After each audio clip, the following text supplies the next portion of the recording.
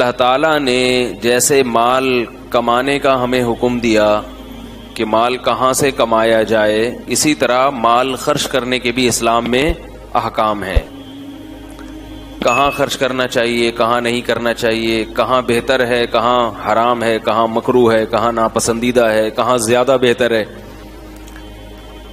دو چیزیں ہوتی ہیں، دونوں جگہ بہتر ہوتا ہے مگر ایک جگہ اور زیادہ بہتر ہوتا ہے. اس پر میں نے پھر بیان میں کچھ تفصیل بیان کی تھی کہ مال کی اسلام میں ویلیو کیا ہے، اہمیت کیا ہے. بہت سے لوگ یہ سمجھتے ہیں کہ اسلام میں پیسے کی کوئی ویلیو ہے ہی نہیں، مٹی ہے، ختم ہو جانے والا ہے، پھینک دو لہذا اٹھا کے، چوری کروا دو، جیبیں کٹوا لو اپنی. تو اس پر میں نے دلائل دیے تھے کہ اسلام میں مال کی کتنی اہمیت ہے. وہ دلائل میں ریپیٹ نہیں کروں گا، پچھلا بیان میرا یوٹیوب پہ ہے، سن سکتے ہیں آپ. اس پر پھر ایک اشکال ہوتا ہے کہ ایک طرف تو قرآن کہتا ہے کہ یہ دنیا کی زندگی کھیل ہے، تماشا ہے، لہو و لعب ہے، یہ جو کچھ دنیا میں ہے تھوڑا سا زندگی کا سامان ہے، اس سے دل نہ لگاؤ. ایک طرف کہہ رہے ہیں ویلیو ہے، ایک طرف کہتے ہیں دل نہ لگاؤ، کوئی غلط تو نہیں نہ ہوئی. تو اس اشکال کا میں نے پچھلے ہفتے جواب دیا تھا. وہ جواب بھی میں نہیں دہراؤں گا کیونکہ میرے ساتھ مسئلہ یہ ہے کہ میں نے اس کو دہرایا پھر میں اسی ٹاپک کو لے کے چلا جاؤں، پھر میں دوبارہ سمجھانا شروع کر دوں گا، کیونکہ ایک دفعہ سے بات آج کل کسی کی سمجھ میں آتی نہیں ہے. تو وہ بیان آپ دوبارہ اچھی طرح سے سن لیں. اس پر بعض لوگوں کو اشکال ہوا، بعض غریبوں کو ٹھیک اشکال یہ ہوا کہ مال کی ویلیو بھی بہت ہے اسلام میں، تو غریب بیچارہ کہاں جائے. یعنی خود اسلام بھی دولت کی اہمیت کو بیان کر رہا ہے بھائی. تو غریب کا تو ایک ہی سہارا تھا اللہ اور مذہب. تو گویا مذہب نے بھی غریب کو یعنی یہ قرار دے دیا، غریب کے بارے میں مذہب نے بھی یہ بتا دیا کہ یہ کیا ہے، بیچارہ غریب ہے، اس کے پاس اللہ کی نعمت نہیں ہے. تو وہ تو اور زیادہ احساس کمتری کا شکار ہوگا نا غریب آدمی. یہ سن کے گرمی بھی ہے آپ کو پتا ہے ٹھیک ہے، اس لیے جو بات کہوں نا پہلی دفعہ میں سمجھ جایا کریں، ٹھیک ہے. دیکھو بھائی، جب دولت اللہ کی نظر میں اس کی بہت قیمت ہے تبھی تو ضائع کرنے سے منع کیا ہے. قیمتی چیزوں کے بارے میں منع ہوتا ہے نا کہ اسراف بھی مت کرو، تبذیر بھی مت کرو، کسی بھی طرح سے ضائع مت کرو.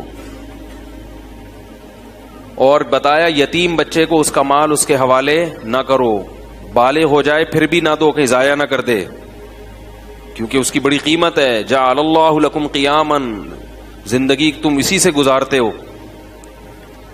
تو سوال پیدا ہوتا ہے غریب آدمی تو بیچارہ کہیں کا نہیں رہا، دنیا میں بھی اس کی عزت نہیں ہوتی، اوپر سے اسلام نے بھی کہہ دیا کہ دولت کی بڑی ویلیو ہے. تو غریب بیچارہ بولو بھائی کہاں جائے. اس اشکال کا جواب یہ ہے کہ اسلام میں دولت کی اہمیت ہے اپنی جگہ، لیکن اگر اللہ نے کسی کو دولت نہیں دی، اللہ کے فیصلے ہیں نا یہ، اس نے اپنی طرف سے محنت کی مگر مقدر میں نہیں ہے، تو اس نعمت کے نہ ملنے پہ وہ جو صبر کرتا ہے، اس صبر کی اہمیت دولت سے کئی گنا زیادہ ہے.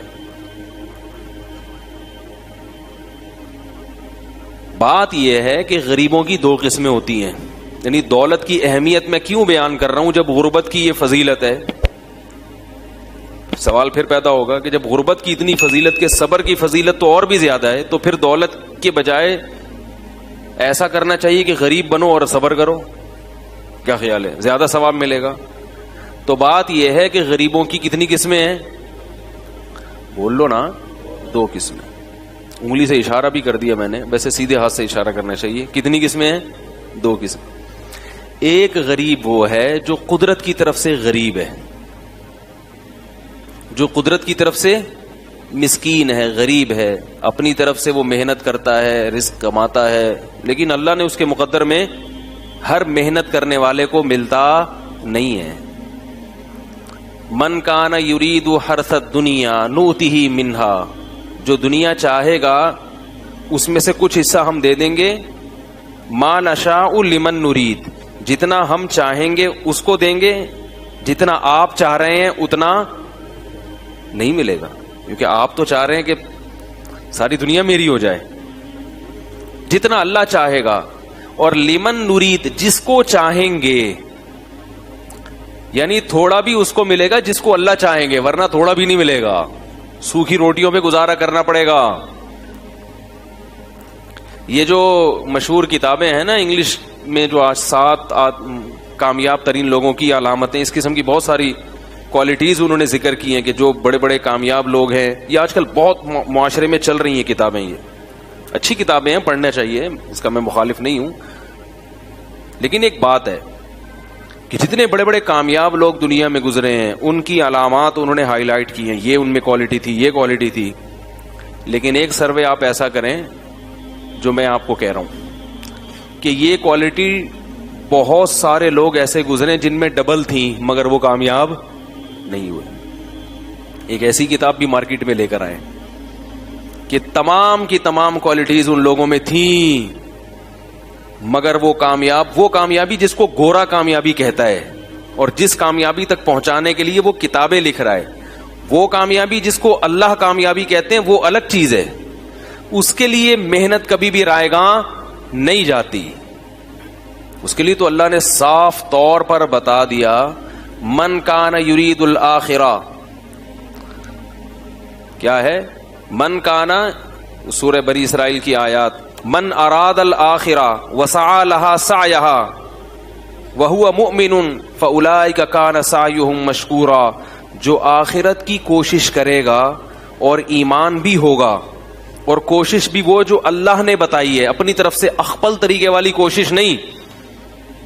پشتوں میں اپنے کو کہتے ہیں اخپل، اخپل طریقے والی کوشش نہیں، جو اللہ نے بتائی ہے. سمجھ رہے ہو؟ یہ والی کوشش جو شخص کرے گا فاولئک کان سعیہم مشکورا، اس کی کوشش کا بدلہ اس کو دیا جائے گا، آخرت ملے گی، وہ ضائع نہیں ہوگی. تو یہ جو گورے کتابیں لکھتے ہیں کامیاب لوگوں کی علامتیں، تو یہاں کامیابی سے مراد کیا ہے؟ دنیاوی کامیابی. کون سی کامیابی؟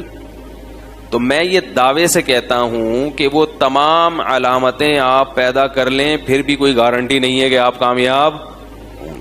وہ کتاب پڑھ کر ساری علامتیں اس نے اختیار کر لی ہیں بھائی، اس کو پتا چلا کہ وہ وقت پر، ایک مثال دے رہا ہوں میں نے وہ کتاب پڑھی نہیں ہے لیکن اس کا تعارف بہت سنا ہے، اس کی کچھ مضامین کا خلاصہ میں نے لوگوں سے سنا ہے.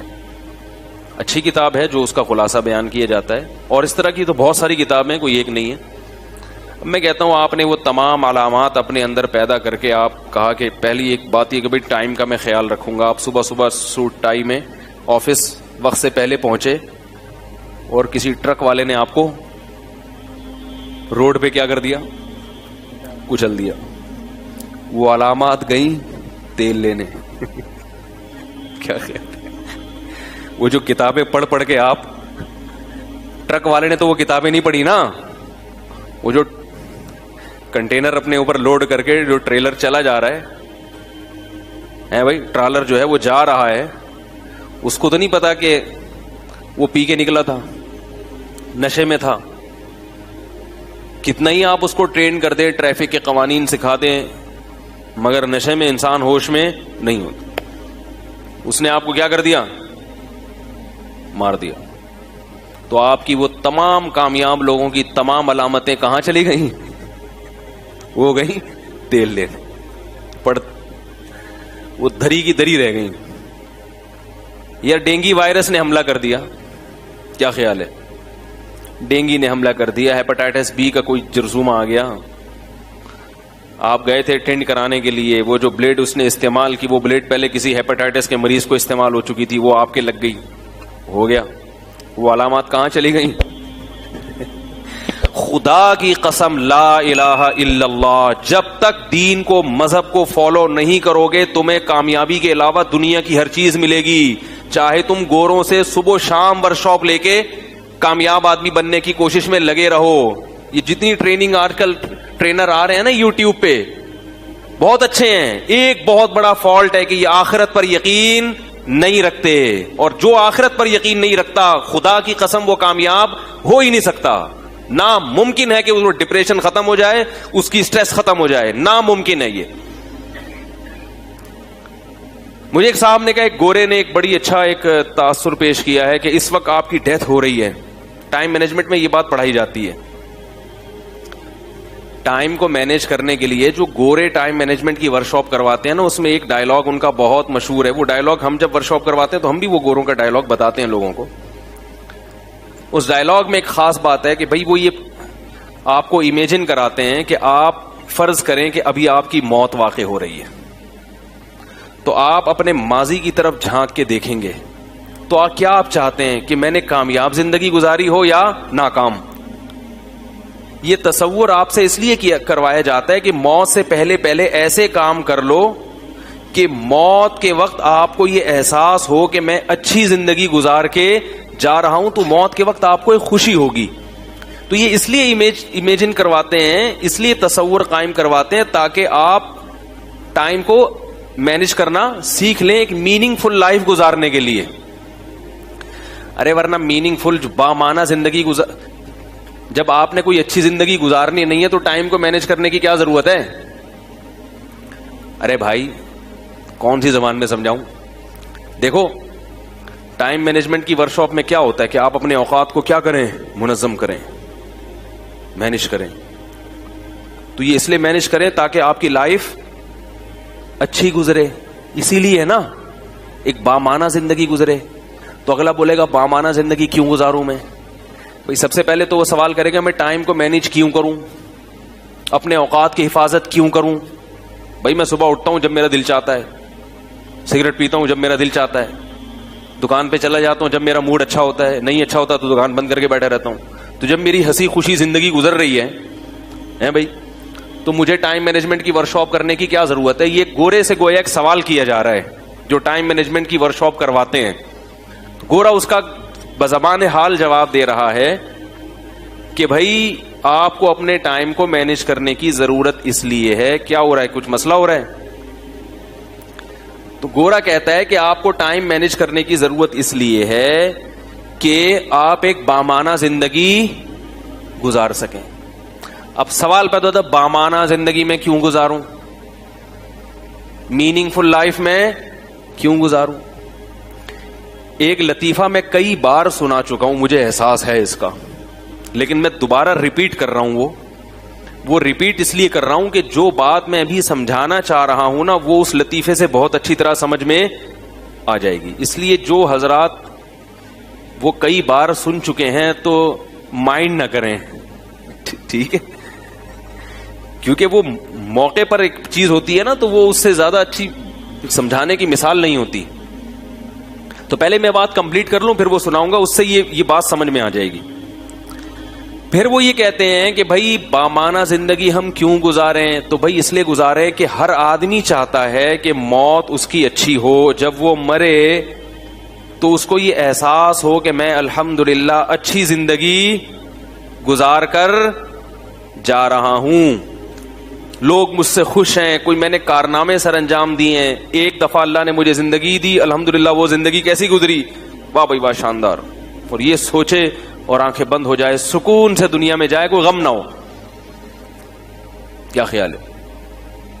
اس لیے آئیے ورکشاپ کریں, گورا سمجھا کہ تاکہ آپ موت کے وقت جو ہے نا, اور اگر آپ نے ایسی اوٹ پٹانگ زندگی گزار دی, آپ کو یہ پتہ ہی نہیں کون سا وقت کس کام میں صرف کرنا چاہیے, بے ڈھنگی زندگی, سو رہے ہیں تو سوتے چلے جا رہے ہیں, جاگے ہیں تو جاگے چلے جا رہے ہیں, تو موت کے وقت آپ کو کیا ہوگا؟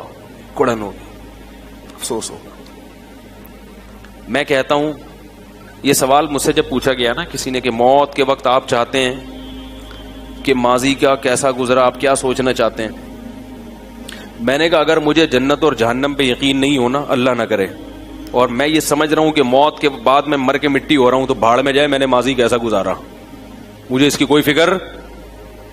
بولو نا بھائی, کیونکہ جو بھائی جیسا بھی تھا اب تو تھا نا, اچھا گزرا برا گزرا, انسان کبھی ماضی کو دیکھ کے خوش نہیں ہوتا, ہمیشہ فیوچر کو دیکھ کے خوش ہوتا ہے. اس کی ایک مثال دیتا ہوں. آپ اے سی پارلر میں سفر کر رہے ہیں, ٹرین میں, حال بڑا اچھا آپ کا. ماضی بھی یہ ہے کہ آپ ڈیفنس کا 1000 گز کا بنگلہ ابھی اس سے نکل کے کریم میں بیٹھے, ایئر کنڈیشن, اور